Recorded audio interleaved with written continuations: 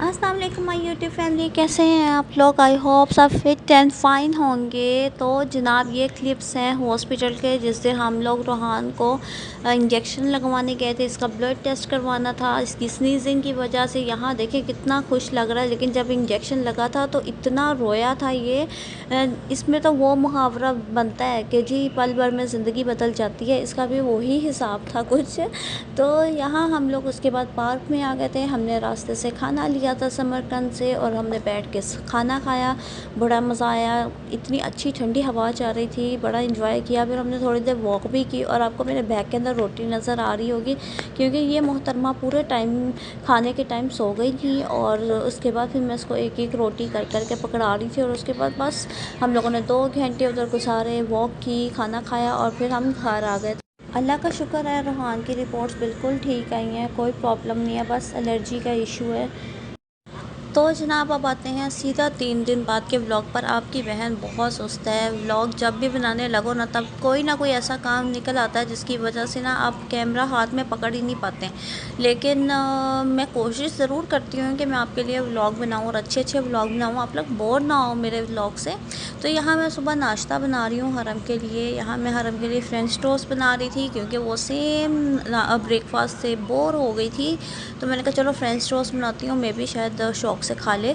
तो आपको पता है मेरा नाश्ता तो वही है, ब्रेड जैम और चाय। और रोहान का भी नॉर्मली सेम ही नाश्ता होता है। तो लेकिन हरम के लिए आज हमने ज़रा थोड़ा सा डिफरेंट बनाया था, क्योंकि वो हमारी थोड़ी सी स्पेशल बच्ची है ना, इसलिए। तो बस यहाँ मैं ब्रेकफास्ट रेडी कर रही थी। और आप लोग भी मुझे बताइएगा फ्रेंच टोस्ट किस किस को पसंद है, और कौन सबसे ज़्यादा अच्छे फ्रेंच टोस्ट बनाता है। मुझे वैसे याद पड़ता है मेरी जो मामी थी ना, वो फ्रेंच टोस्ट बहुत मज़े के बनाती थी। और मेरी कज़न जब भी स्कूल लेके आती थी ना, तो हम बड़े शौक़ से ना उसका लंच ले लेते थे, और बैठ के ना मैं अपना लंच उसके साथ एक्सचेंज कर लेती थी। मैं उसके बैठ के फ्रेंच टोस्ट खाती थी, और वो मेरा लंच खाती थी। और ये काम तकरीबन 4 से 5 साल तक, जब तक हम स्कूल में थे ना, चलता ही रहता था। फिर एंड मेरी मम्मी को जब इस बात के बारे में पता चल गया, तो मेरी मम्मी ने ना मेरे लिए सेपरेट फ्रेंच टोस्ट या मीठा पराठा बना के भेजना शुरू कर दिया। तो अल्लाह ताला उनको जन्नत नसीब करे, बड़ी अच्छी मामी थी मेरी। तो जब मैं फ्रेंच टोस्ट बनाती हूँ ना, मुझे वो वक्त याद आ जाता है। तो आप लोगों की भी कोई ना कोई मेमोरी ज़रूर होगी। हाँ, मतलब कुछ भी बनाते होंगे उसके साथ कोई ना कोई मेमोरी ज़रूर होगी। और जनाब मेरी सुस्ती की वजह से मैंने जो 3-4 दिन इतनी आउटिंग की है ना, मेरे कपड़े देखें कितने ज़्यादा जमा हो गए थे, जो मैंने कल रात को वॉश किए। और पूरे घर में मेरे कपड़े ही कपड़े पड़े थे। मैंने आपको बताया था ना कि मैं कपड़े हफ्ते वीकली वॉश कर लेती हूँ, नहीं तो बहुत ज़्यादा हो जाते हैं। और देखें कितने ज़्यादा हो गए हैं, और मेरे फ्रेंच टोस्ट भी रेडी हो गए हैं। तो चलें जी, हरम को ज़रा चेक करवाते हैं, उसको देखते हैं कि पसंद आते हैं कि नहीं आते हैं। वैसे मुझे पता है कि ये खाने तो एंड में मैंने ही हैं, मेरी डाइट का सत्यानाश ये दोनों बच्चे मिलके करते हैं। लेकिन फिर भी चलें, क्या हर्ज है ट्राई करवाने में। तो थोड़े से रूहान ने ले लिए थे, थोड़े से हरम ने खा लिए थे, और 1-2 मैंने ले लिए थे। तो हो गई मेरी डाइट। और ये देखें, ये मेरी बिल्ली सो के उठी थी, और मैं ऐसे बातें कर रही थी।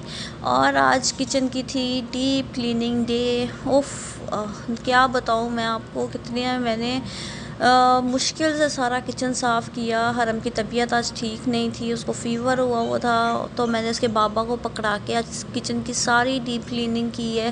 फ्रिज और वॉशिंग मशीन को हटा के सारी सफाई की है। नीट एंड क्लीन किचन कर दिया था। और मेरा एक कैबिनेट था जिसको मैंने साफ़ करना था, ये मेरे से अक्सर नहीं साफ़ हो पाता। तो आज मैंने कहा चलो थोड़ा सा ना वॉशिंग मशीन को साइड पे करके ना, तो मैं अपना कैबिनेट नीट करती हूँ। ये सारा सामान मैंने बीच में सेट करना था, जो उल्ट पुल्ट इधर उधर पड़ा हुआ था। तो बस टाइम तो लग गया, लेकिन ये है कि किचन बहुत नीट एंड क्लीन साफ़ सुथरा हो गया। और जब आपका किचन नीट होना, तो आपका मज़ा आता है खाना बनाने में, किचन में काम करने में। ये देखिए मेरा जो ड्रॉर था वो साफ़ हो गया है। ये सुफ़रे पड़े हुए हैं जो हम खाना खाते हुए बिछाते हैं। ये गिफ्ट पैक रखा हुआ था मैंने। ये स्पंज थे, और ये साबुन थे, सोप थे, और काफ़ी 2-3 चीज़ें थी, शैम्पू वगैरह थे। ये सब कुछ मैंने सेट कर दिया था। तो तो बस मेरा ये काम भी ख़त्म हो गया। मेरा अगर कोई एक भी दराज़ इस तरह गंदा पड़ा हो ना तो मुझे इतनी उलझन होती है, मुझे यही होता है मैं इसको नीट कर लूँ। मैं काफ़ी देर से सोच रही थी इसको नीट करने का, लेकिन बस टाइम ही नहीं मिल पा रहा था। कभी आउटिंग पे चले जाते हैं, कभी कहीं चले जाते हैं, कभी कहीं चले जाते हैं, तो बस आज टाइम मिला तो मैंने सारे किचन की डीप क्लीनिंग की।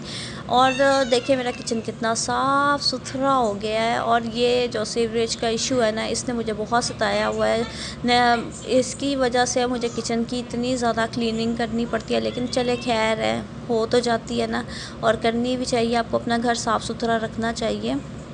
तो यहाँ मैंने हरम को नीट एंड क्लीन कर दिया था। हरम नहा के फ्री हो गई थी, तो हरम को अब आ रही थी नींद, और हरम मुझे तंग कर रही थी कि मुझे सुला दें, लेकिन मैं उसे कहती थोड़ी सी वीडियो बना लो, तो ताकि आप लोग भी सब देख लें, और इसके लिए दुआ करें कि ये ठीक हो जाए। इसको फ़ीवर हुआ हुआ है, तो आप लोग सब ज़रूर दुआ कीजिएगा हरम के लिए। तो यहाँ मैं बनाने लगी थी अपने लिए मैकरोनी। तो मैकरोनी के लिए मैंने बंद गोभी काट ली थी, गाजरें एक काटी थी, और शिमला मिर्च आधी, और थोड़े से चिकन मैंने बारीक बारीक काट लिए थे। रोहान के लिए मैंने फ़्राइज़ बनाने थे, तो मैंने फ़्राइज़ कट कर लिए थे। और मैंने दो तरह की मैकरोनी ली थी, एक इस तरह की और एक छोटी छोटी गोल गोल सी।